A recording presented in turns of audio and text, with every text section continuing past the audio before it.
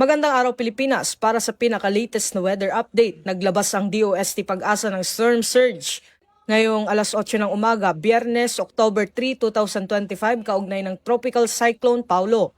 May katamtaman hanggang mataas na panganib ng storm surge o daluyong ng bagyo na inaasang mararanasan sa loob ng susunod na 24 oras. Tinatayang aabot sa 2.1 hanggang 3 metro ang posibleng taas ng storm surge sa mga lalawigan ng Aurora, Cagayan, Ilocos Norte at Isabela.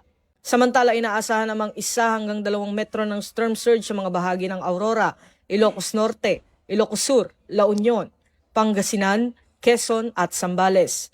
Ang ganitong taas ng daluyong ay maaaring magdulot ng malawakang pagbaha sa mga mabababang lugar sa baybayin at delikado lalo na kapag ito'y sinabayan ng malalakas na alon at pagtaas ng tubig dagat. Pinapayuhan naman ng publiko na iwasan ang pagpunta sa mga tabing dagat, ipagpaliban ng anumang uri ng marine activity gaya ng pangingisda o paglalayag. Ako po si Patrolman Don Brosas para sa weather update dito sa Police News Network.